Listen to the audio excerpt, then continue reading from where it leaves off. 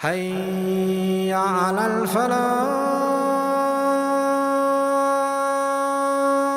None of us are the same, even in our thinking. We won't think the same.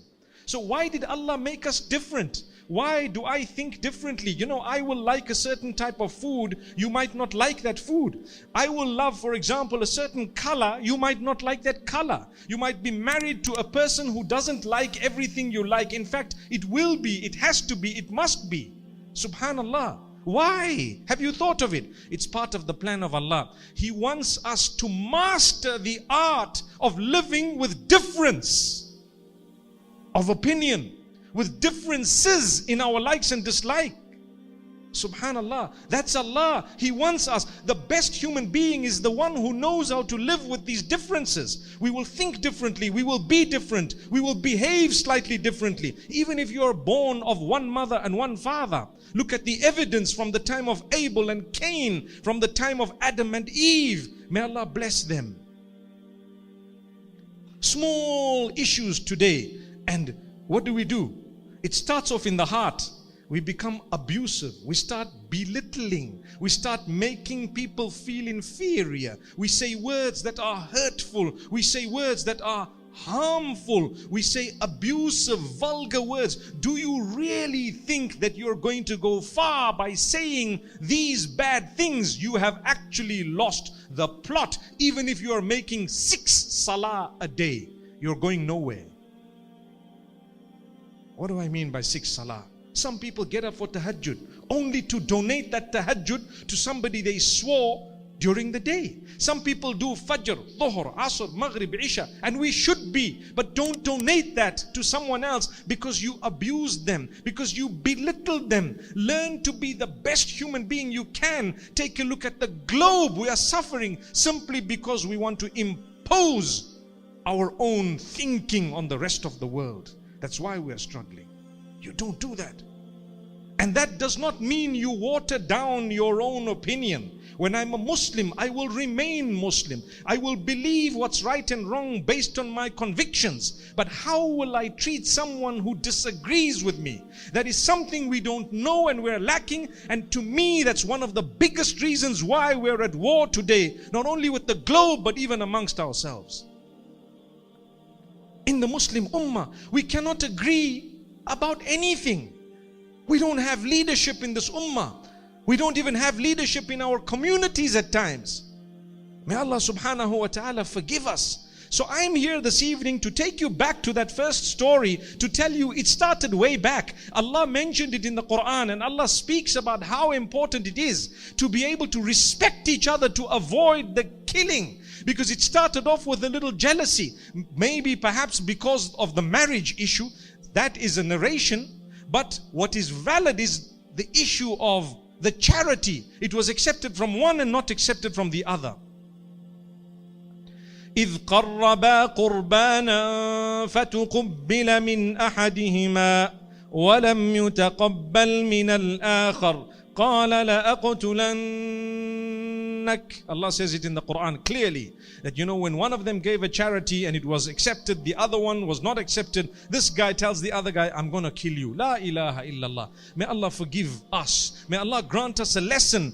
They fell not out of defiance of their maker, but out of their human weakness and the trap of the devil, who kept telling them, go for it. It's a good thing. Don't worry. It's a good thing. You know what the Quran says? The Quran says the devil promised them 2 things. One is, you'll have a good, long, healthy life. Who doesn't want a good, long, healthy life? We all do. May Allah bless us with a good, long, healthy life. Please say Ameen.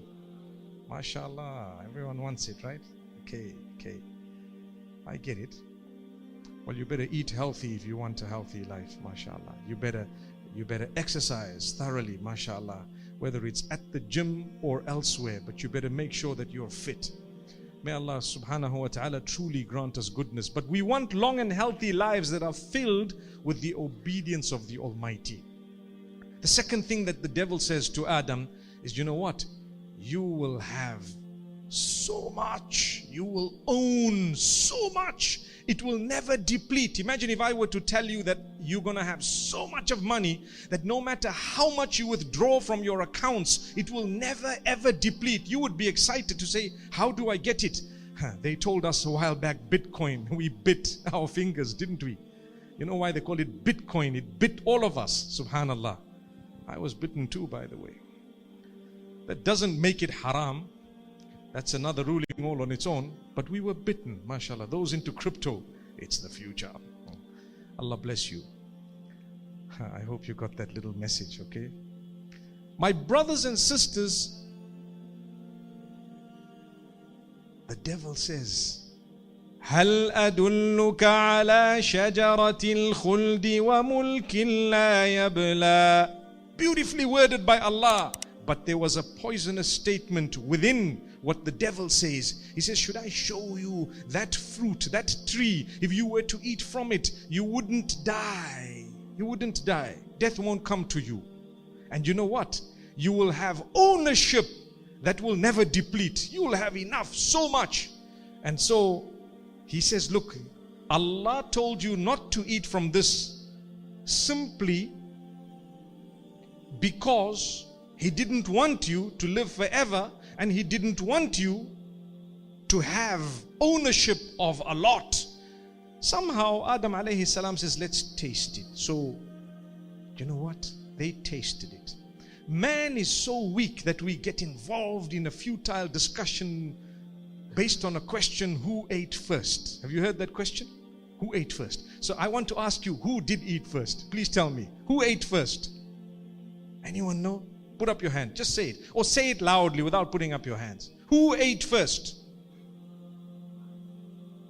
Please say it loud. Who ate first?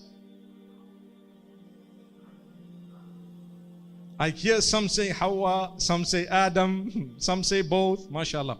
Both of them ate together. Don't ever blame a woman, because I've heard one old uncle one day tell his wife, if it wasn't for you, we'd have all been in paradise. Subhanallah. Wow, did you hear that? If it wasn't for you, we'd have all been in paradise. No, no, no. Please don't blame each other. You can make life a living hell for those whom you live with if you don't know how to live. And you can make life a paradise to a certain extent if you know how to communicate, how to address people, if you know what you're here for, if you know your purpose in life. So anyway, both of them ate together. People get angry for small things. You're getting upset. To mask or not to mask, vaccine or no vaccine, relax. There are two opinions. It's okay. Follow the one you believe is right and love those who follow the other opinion. What's the big deal? Your brother also, your sister also. It's okay. It's just an opinion. The world won't come to an end because of your opinion. Please. Nor will it come to an end because of the opinion of another. It's okay. Relax. You're not the only person on earth. They also have a brain. They were created by Allah. You can disagree and disagree strongly with them, like I do, subhanallah. And I'm not an anti-vaxxer, by the way. But we love them, we respect them, it's okay. It's one of those things. I disagree very strongly, but my brother, I won't disrespect you. I won't abuse you. I won't harm you. That's a bad habit. That is dropping yourself lower and cheaper than you can imagine. Don't do that. It's okay. Continue to talk about what you believe is right in a positive way, and you will see the change. You will see people's lives changing. Continue to do good. That's why the Prophet ﷺ says, خَيْرُ الْعَمَلِ مَا دِيمَ عَلَيْهِ وَإِنْ قَلْ. The best of deeds are those that are done regularly, even if they're a little. When you do something regularly, you know, we learned erosion when we were kids in geography at school. And they show you how a huge rock, a boulder, has a hole going straight through the center because of water that's dripping every year. Throughout most of the year, from a certain point onto that rock. What happens? A droplet of water, because it comes regularly and because it's there every day and because it's, constant, what happens? It made a hole through the rock. If a droplet of water falling on a rock constantly can make a hole through the rock, trust me, consistency in your ibadah will grant you entry into the door of Jannatul Firdaus and paradise. Small things, but every day your door to paradise will open. The hadith says the best deeds are those that are regular, even if it's a little. That's why I tell you, read a page a day, read a verse a day. That verse is more powerful than a droplet of water on rock for you and your iman and your existence and your connection with Allah. And it's very little, no excuse. You want to cut out a bad habit? Well, you can chop it off now, like I said. Thank you so much for listening to this short message. I pray that it has increased you in a little bit of motivation and hope. And the same applies to all of us. Jazakumullah khair. Assalamu alaikum wa rahmatullahi wa barakatuh.